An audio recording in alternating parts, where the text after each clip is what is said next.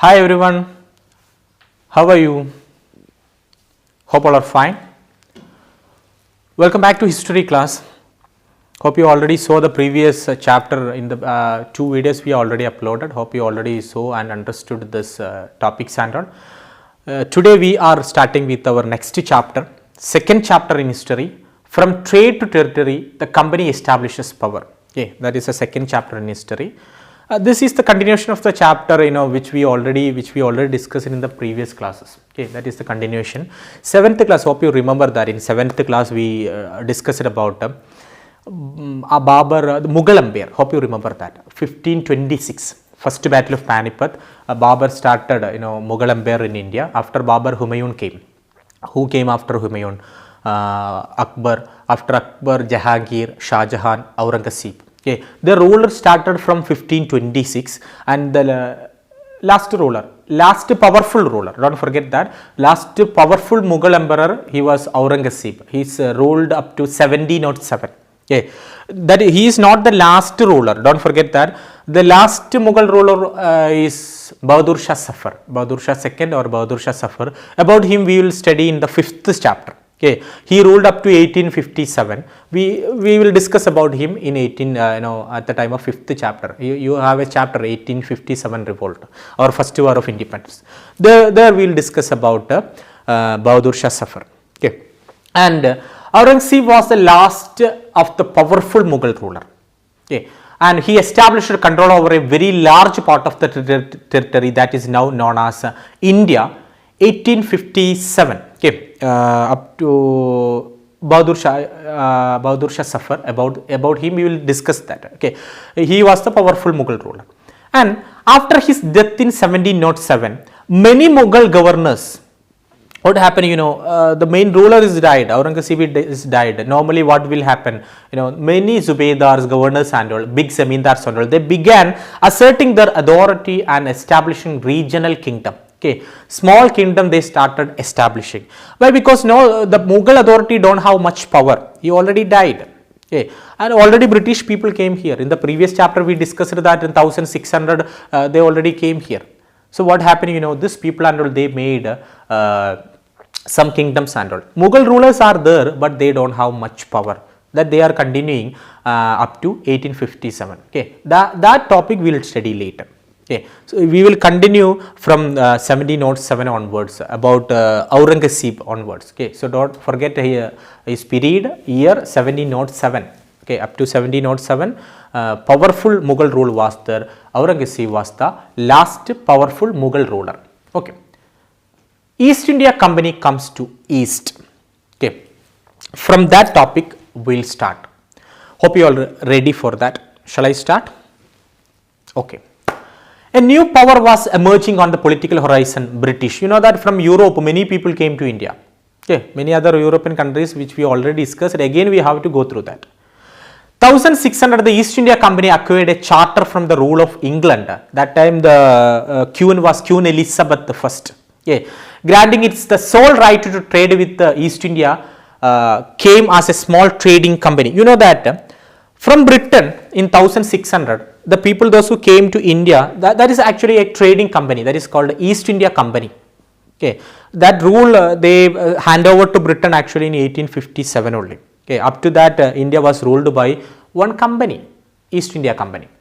This means that no other trading group in England could compete with the East India Company from England. Okay, so don't forget that, not from Europe. Already the first people, those who came to India, that is Portuguese. After that, many other peoples are there. French peoples are there, Danish people. Okay, French peoples are there, Dutch peoples are there, and here British people. So many other people are there. So the competition is restricted only from England. England means Britain. Great Britain, England. Now we are calling United Kingdom. Okay, or UK, which is the capital England, which consists of Wales, Scotland, England and Ireland. Okay, so don't forget that. This means that no other trading group in England could compete with the East India Company. So from Britain, no other company can compete with the East India Company. And in the map you can see here from Britain, okay, and the top from Britain through Cape of Good Hope, okay, Africa, you can see in the map down of Africa, Cape of Good Hope is there. Through that they reached here. Yeah, sea route you can see here. I think you already know that the Vasco da Gama, a Portuguese explorer who had discovered this sea route to India in 1498. Okay, 1600 only British people came here, but in 1498 itself, from Portuguese who reached here, Vasco da Gama reached here. Okay, after that many people, after 1498, after Portuguese, Dutch people, okay, Holland, now it is called Netherlands. Okay, later British people in 1600, Danish people, Denmark, they came here. French people, later French people. Okay, especially you have to think about Portuguese, Dutch, British, French people. They came here, and the route of Vasco da Gama also it is given here. Okay, you can see in the map Vasco da Gama's first voyage from Lisbon, starting from Lisbon. Lisbon is the capital of Portuguese. Okay, through Cape of Good Hope, where they reached. You know, they reached in India, Kerala they reached, Calicut, Kappad. Already you heard about that. In the previous class you studied about that. Okay, so that is the route. And the mercantile trading companies, mercantile, that word, please note that word meaning mercantile, a business enterprise that makes profit primarily through trade, buying goods cheap and selling them at higher prices. As we know, this East India Company, they are mercantile group, okay, that is a trading company, a business group. In those days made profit primarily by excluding competition so that they could buy cheap and sell cheap. What happened, you know, in the starting time they don't have any competition here. Competition in the sense that competition from Britain. Okay, there is no other company, they cannot trade here. Why? Because Elizabeth I already given permission for that, okay, through one charter act. The royal charter, however, could not prevent other European powers. But you know that is only from Britain they can avoid. They cannot avoid Portuguese or Dutch people or French people from entering to the eastern market. All other countries they can enter. That competition is here. Okay, main countries they have competition. Which are the main competition? Okay, main countries for the competition. Oh, probably the first country. Okay, first country reached in India, and the last country they went from India. Both are same, which is that Portuguese. Okay, after that, you know, later 3 more countries, main countries. Okay, we are discussing about main countries only. After that, many other countries are there. Okay, Dutch people, French people, and Britain. That people they have competition for our, you know, in the picture you can see different type of spices, many other materials from India. Okay. The problem was that all the companies were interested in buying the same things. Okay, whatever we can sell, they can export from here. They all interested for the same thing. The fine qualities of cotton and silk produced in India had a big market in Europe. That time, you know, India, we have a world market related to this one. Why? Because India have fine quality, this type of cotton silks. Pepper, cloves, cardamom, cinnamon too were in great demand. All the spice. Okay, even now it have world market. People like that. The only way the trading companies could flourish was by eliminating rival competitors. Okay, for example, if the British people want to eliminate their rival competitors, means they have to, you know that they have to compete with other main countries, Portuguese, French, Dutch people and all. So that competition, okay, that competition not only in India, even in the sea route, you know that sea route time through the water, and in Europe, even in Europe they continued that. Okay, the urge to secure market therefore led to fierce battle between the trading companies. Okay, that time a long-term war was there. 100 years of war and all is there. Okay, between France and England, exactly 116 years of war. Okay, you see that fierce battle they continued through the 17th and 18th centuries. They regularly sank each other's ship. As I said, in the fight they continued even in water also. So even what they will sank each other's ship from sea, blockaded routes and prevented rival ship from moving with the supplies of goods.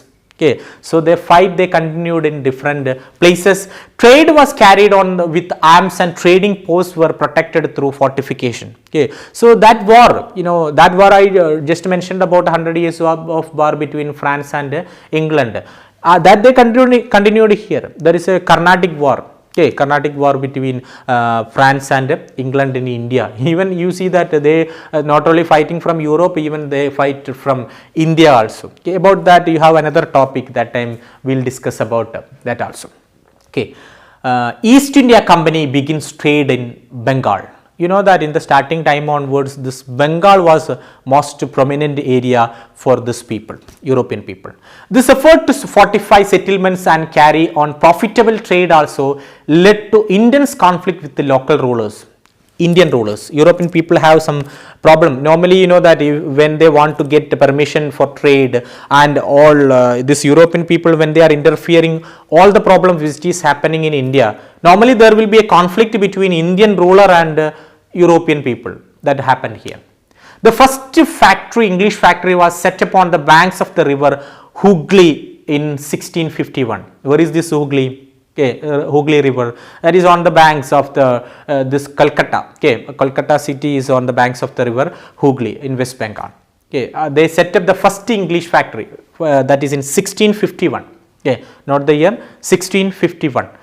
The factory had warehouses where goods for export were stored, and it had offices where company officials sat. So you know, you see, they not simply came to for trading here. They started some settlements here.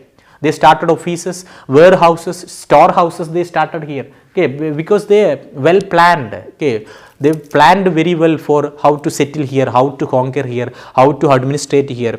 All these colonialist features they already planned. By 1696, it began building a fort around the settlement, fortification. Okay. 2 years later, it bribed Mughal officials, bribery, giving money to the Mughal officials. You know, this happened, you know, after this and most probably happened. They got the permission, but more probably after, you know, the powerful Mughal ruler Aurangzeb. After that, okay, 2 years later, bribed Mughal officials into giving the company zamindari rights over 3 villages, collecting taxes from Indian villages. They are getting that right. How they are getting? They will give money, bribe to Mughal rulers, and Mughal rulers will give the permission. It also persuaded the Mughal emperor Aurangzeb to issue a farman. Okay, that time Aurangzeb given a permission. Farman means a royal edict, a royal order. Okay, what is that? Granting the company the right to trade duty free. Actually, when we are conducting any trade with any other countries, any other places, what is happening? You know, they have to give some money. Tax they have to pay. Yeah. But it is not happening here. That is a Aurangzeb is giving a farman a royal edict with the right to trade duty free. Okay, duty free without any other expense. Aurangzeb's farman, that means that royal edict, for instance, had granted only the company the right to trade duty free. Only the company. Okay, only the company can conduct trade with India without any tax, without any other payment and all. What it is misused by company officials. What happened? But officials of the company who were carrying on private trade on the side were expected to pay duty. They refused to pay. What happened? You see, normally company only can do these things and all, but company officials misused that. Okay, how could the Nawab of Bengal, Murshid Quli Khan, not protest? Normally, you know that in India, in Bengal, that time one ruler is there, one ruler will be there. Okay, that time ruler, normally he cannot allow all these things. Already Aurangzeb given permission for this European people, they can conduct, European company can conduct the trade without any tax, without paying any money, that and all. Okay, but here company officials misused that. Here the question, we are ending this question with how could the Nawab of Bengal, Murshid Quli Khan, not protest? That time the ruler was Murshid Quli Khan. Normally he will be having some problem. And what happened there? Okay, that we will discuss in the next class. Today we discussed about after the Aurangzeb in 1707, don't forget that the period, don't forget that 1707, what was the condition of European people, European trade in India? Okay, we discussed about the European countries which came to India, Portuguese, Dutch, French people, British people. In this chapter actually we are concentrating on the British people. Okay, 1600 AD they came here and they got permission from Aurangzeb to conduct the trade here, but company official misused that. Okay, Misuasuru means there will be some reaction from Indian rulers. The ruler, Indian ruler was Murshid Quli Khan. What happened here?